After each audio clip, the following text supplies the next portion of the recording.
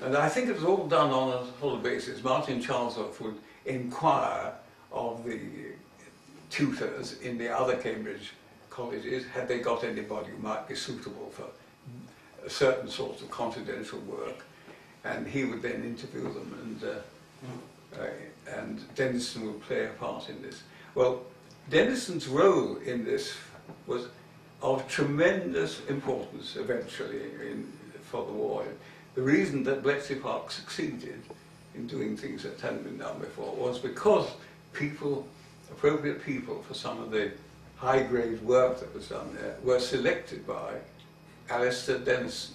He himself was, by the end of the war, had been removed from the post because he just wasn't physically the right sort of person to run a large organisation.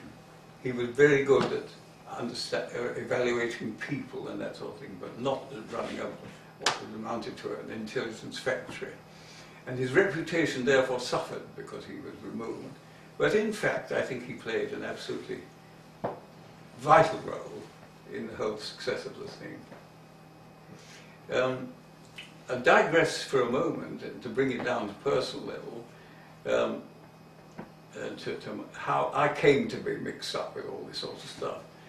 I had got my degree at Cambridge in 1939, modern languages, and was among the many who expected there to be a war. And therefore, when I went down from Cambridge, I had made no effort, I'm afraid, to find a job. So I just went on holiday expecting the war to break out, which it did. And I went up to Cambridge. I wanted to get on with things. I went back to Cambridge where they had a recruiting board. The army had a recruiting board. And I appeared before this and was accepted for training as an officer. But I was then turned down by the doctors who were part of it, part of the selection process, on the grounds I got a heart murmur. And I still have it. However, that meant that there was at the loose end in Cambridge. I didn't know what to do next, because I had thought that I would be in the army. But it so happened that the landlord of the digs that I was in Cambridge was also what some of you may know as a buller or bulldog. This is part of the university discipline.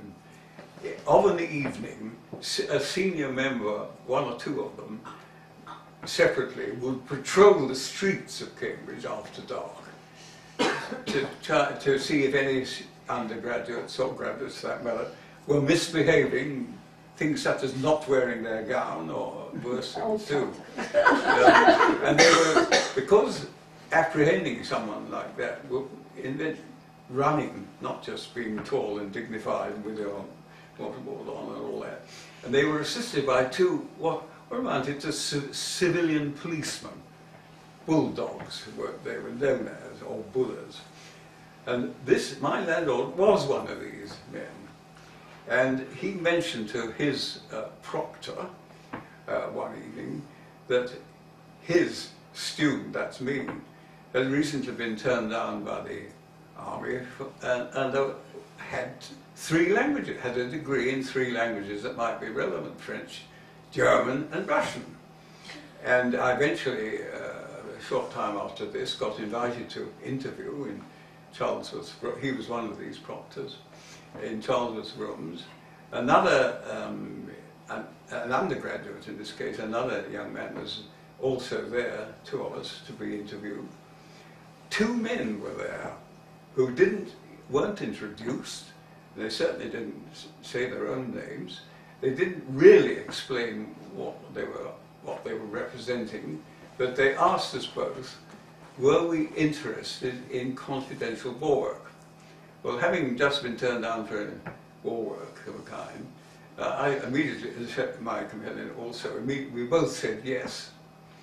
And we were interested.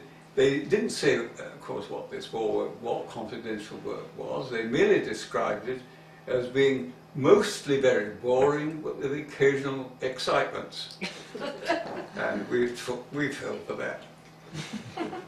It took some time for the wheels to turn, but I eventually got a letter saying, would I catch a train, particular train from Euston terminal in railway station in London, and get out at Bletchley Junction, where I would be met.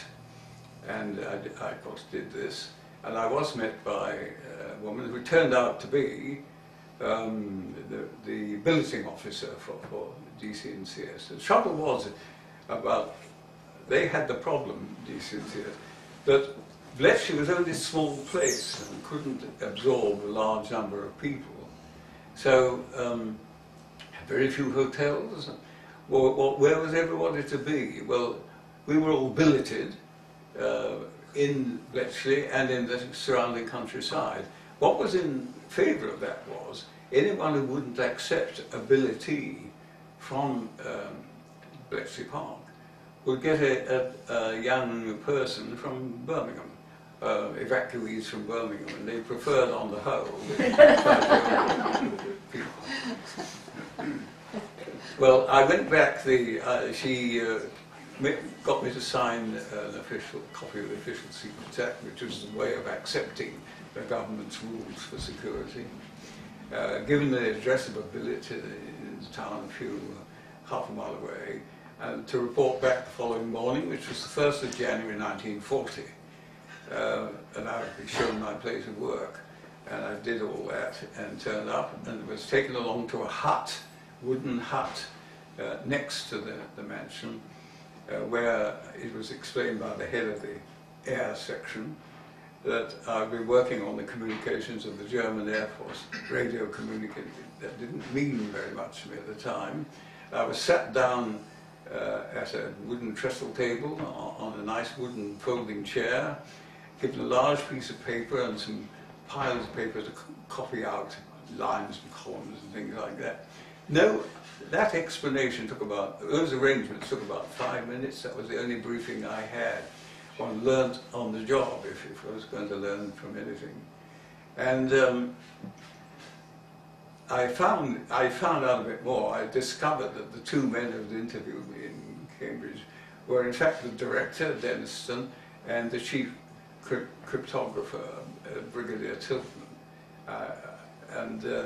That was how recruiting was being done, one by one at the time. It gradually took off, speed of recruitment. What had held it up was that the Treasury was not allowing money for extra staff at Bletchley Park. Who on earth could have thought up a reason for denying the expansion of a wartime organisation? I really can't think, but that was the case. They were very slow to allow Bletchley to recruit, but it did, and by the end of the year it started off in the hundreds, and that completely changed the nature of it as a place to work. It started very much like a country club. There was a very good chef who provided lunches, for example. Inside the main building, where the management staff were, there was a table, and on this was a barrel of beer, and there was a tray with glasses, and there was a chit book, and you helped yourself.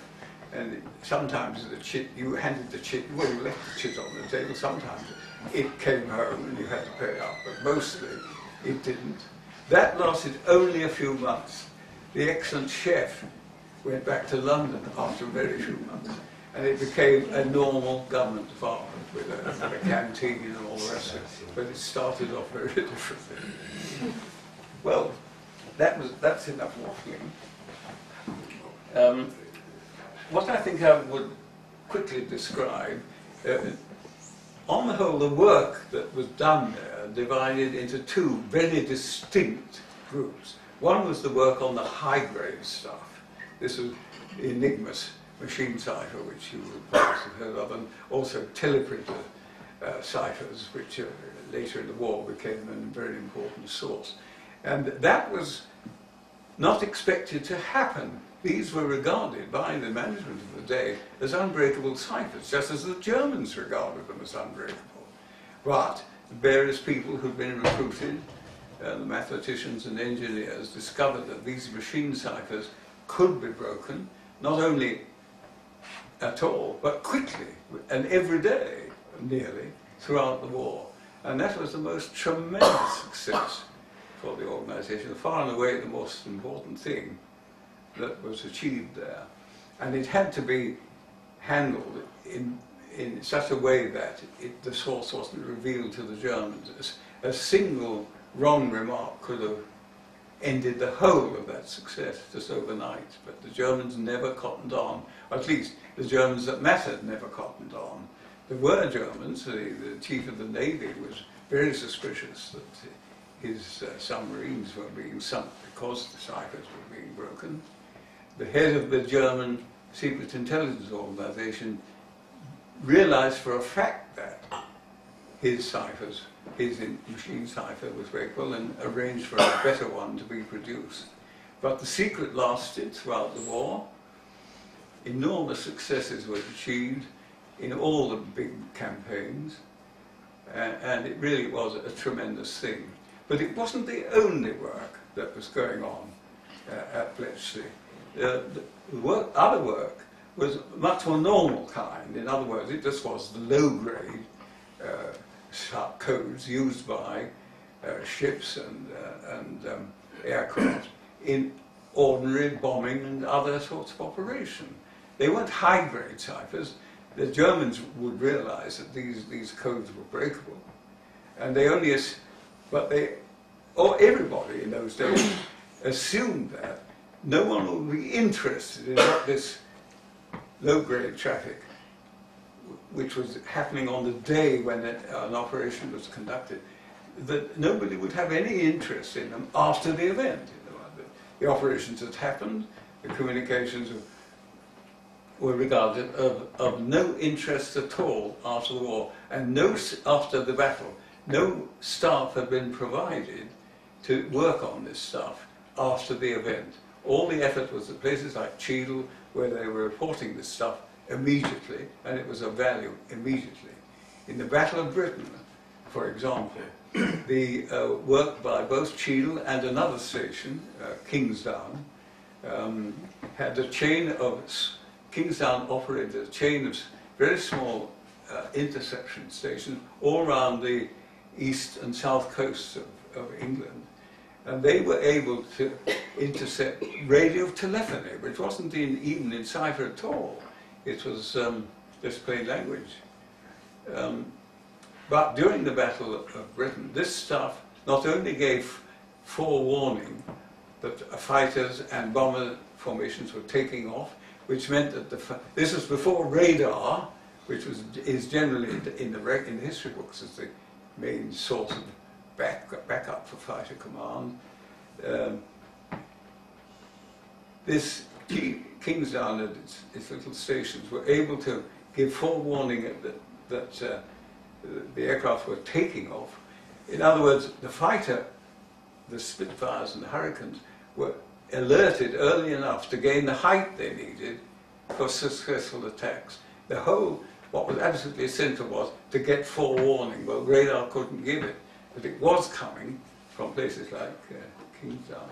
Again, the radar of the day couldn't detect how high oncoming air bombers and so on, fighters, were flying. They could only give the distance away, not the height of the... Well, the radio telephony used by both the bombers and the fighters frequently mentioned the height at which the formations were flying. So that was an additional supplementing of the radar.